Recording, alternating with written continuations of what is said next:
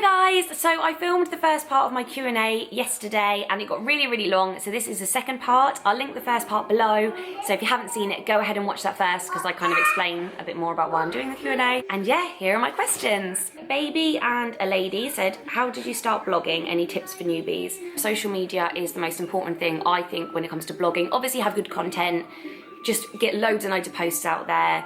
Because you don't want someone to find one post and be like, oh, I love this person, try and find another one of their posts and there's nothing there. So just make sure there's loads and loads of people to come back to. Social media, go on Twitter, follow hashtags that are relevant. If you're a mummy blogger, then hashtag pbloggers, which is parent bloggers, hashtag mumblog, mum life, anything like that. Go on Facebook and join all the groups like UK parent bloggers, mummy vloggers. Get on social media, interact with other bloggers, comment on other people's blog posts and their pictures and just start conversations, you know. Don't just go saying to people like, oh, come see my blog, but show an interest in theirs and you'll make lifelong friends as well, which is brilliant. And as well, if you review things like just off your own back, then tag the brands, start conversations with brands because they have the best social media at the moment. Like, some brands are just brilliant to chat to. And sometimes some of the best opportunities I've had have come from me just doing a review on my own or just chatting away to a PR person. And then you end up getting like a really nice product to review or a nice event to go to. Shoash 1984 said, I know that when I was pregnant, the thing that worried me the most was how I'd manage to look after 2 children and make sure they got plenty of time with me on their own. I always worried that one would feel neglected. What's your biggest worry about becoming a mum of 2? I'm already mum of 2, like at the weekends with Reese, but it's easier because Pete's here, whereas during the week, that is my biggest worry as well. As soon as I found out I was pregnant this time around, I did a pregnancy reaction video, which I'll link as well. I was over the moon, absolutely over the moon, and then all of a sudden I had this panic of like guilt, like absolute guilt for Jasper. You know, what if I can't pick him up because I'm breastfeeding the baby, and what if he feels neglected, and what if he feels left out? And I haven't even thought like, how am I going to have enough love for this new baby, because I just know that will happen. But yeah, that is my biggest worry, that Jasper will feel left out. There'll be times that I won't be able to pick him up, I won't be able to play with him, we'll have to miss swimming because I can't take him because baby's poorly and can't go in the creche, or you know, I won't be able to take him to baby gym because baby's playing up and we're running late, and things like that. Mother_Henny_, who is pregnant, like the same stage of pregnancy as me, so that's exciting, says, number 1, top 3 things for hospital bag and top 3 newborn products. Maybe ones that aren't on like the classic list. So top 3 products for a hospital bag, I would say phone charger. You're gonna take your phone anyway, but if you're going to be in there for a long time, you want something to entertain you and your partner. You don't want to have no battery and not be able to let anyone know that baby's here. Even though there'll be a phone you can use, it's good just to be able to send out like a bulk text message and tell everyone or call them. I would say phone, but everyone knows they're going to take their phone anyway. I mean, there are loads that I would say to put in your bag, but you know that your partner can just go home once you've had the baby and get a load of stuff, or when people visit, they can bring stuff. But things that you're going to need like pretty much straight away. Yeah, I would say a big pair of pants to put on afterwards. I don't know, toothbrush? Oh no, a flannel. A flannel. All I wanted was for Pete to get a cold flannel and just put it on my head, like while I was in labour.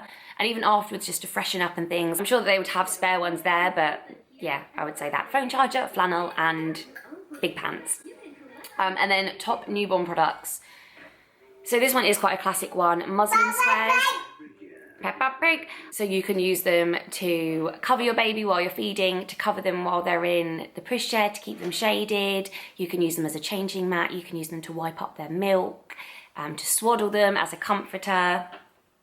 There's loads of ways you can use them, so definitely muslin squares. The next thing I would say is a good carrier, because even though it's good to have your pushchair, sometimes it's so much easier if you're just nipping to the shop just to put them in a wrap and carry them around. And some kind of white noise thing. We had You in the Dream Sheet, which was amazing. There are loads of different ones though. There's a new one called Whisper, and it actually reacts when your baby starts crying. It automatically turns on and does this white noise and helps them sleep. So yeah, that one. And then Mother Henny also said, top tip on coping with rough days with a newborn. 2 things, they're quite contradictory. The first one is try and make sure you get out every day, or just do one thing every day that you needed to do, whether it's pop to the bank, organise your wardrobe, bake cookies, just something, so at least you can say, well, at least I've done that. The house is a shithole, but I've replied to my emails. But at the same time, don't put pressure on yourself. If you don't do any of those things, it's okay. you know, you've got a newborn, it's exhausting. If you have to say no to people, cancel plans, that's absolutely fine. If the washing pile is built up, if food's not ready, yeah, just take the pressure off. And another thing as well, accept help. If your mum comes around and offers to do your washing, say yes. If your friend comes around and you get up to make a cup of tea and they say no, I'll do it, let them do it. Okay, my happy ever after, Kiss, said, when did you become confident vlogging in public? I've had my channel for about 3.5 months now and I'm getting there, but still feel funny doing it in front of friends. I still can't vlog in public. Well, there are like certain occasions I can if I'm with a lot of other vloggers maybe, or ones that I'm really confident with, but I mean, I vlog in front of Pete and I vlog in front of my mum sometimes, but even then I feel a bit awkward, like, oh, just turn off the camera. I'd never go on a shopping centre or anything like that vlogging by myself, unless I'm like hidden and it's like for a secret project or something. I mean, I'll vlog, like I'll film other people, but just walking around talking into a camera, I still can't do, so don't worry about that. Neems22 said, how have you found being pregnant and having a toddler? Any tips on coping with how hard that must be? So I do find it really, really difficult. There are times when, you know, Jasper wants to climb on me and I have to just keep saying, be careful of mummy's tummy, be careful, or, you know, he wants attention and I'm just so tired and I just, like, I can't give him all the attention that I want to, which is difficult because I know this is my last chance to have all of my focus on him before the new baby comes. And like with the previous question, take the pressure off.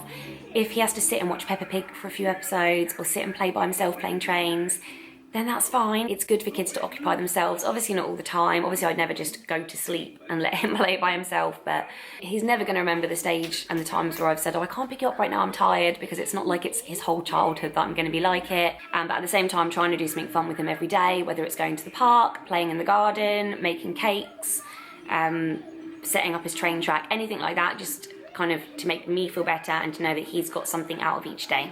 And she also said, are you happy with the age gap there'll be between them? Yes, definitely. We planned it to be that way. The_fairy Faye said, do you talk about your YouTube channel with your non-vlogging friends and family and what do they think about it?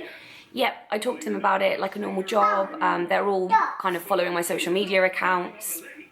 I've never really had any negative comments or anything. The only thing is when it got a bit much and I was doing it all the time. My husband found it a bit difficult and be like, oh, can you just put the camera down? Can you just put the laptop down? Just get a normal job. Yeah, apart from that, everyone else loves it. Everyone thinks like, oh wow, you get free products, even though it's not free products, it's payment for reviews and stuff. But yeah, everyone is really interested in it, just like a normal job. Okay, Lil's Mirror said, if you didn't have kids and didn't blog and vlog, what do you think you would be up to work-wise? I'd probably still be in Dubai. I'd probably still be teaching English and working with children with autism. I'd maybe have opened my own, not school, but like kind of be doing, I was doing it freelance anyway, but have my own brand maybe, and just, yeah, taking that further, having more clients, maybe having people work for me, hopefully. I don't know. Okay, and the last one, Mrs. Meldrum said, what's your favourite thing about being a mummy to boys? I love, and this sounds silly because everyone would do this, whether it's a girl or a boy, but I love the things that the boys do when I can go, such a boy, isn't he? Like, if Jasper's like, I don't know, jumping around in mud or climbing or just like doing Spider-Man and stuff like that. And I know girls do all of that stuff too as well. I'm not saying it's just for boys, but I love just going, such a boy. Knowing that I'm gonna have 3 sons to look after me and to try and teach them, be a good husband and things like that. To watch them grow into being mini men. I'm really excited about that. He's just got a naked though, so that's probably my least favourite thing about having boys, that he runs around naked and plays with his willy all the time. So that's it, those are my Q&A questions.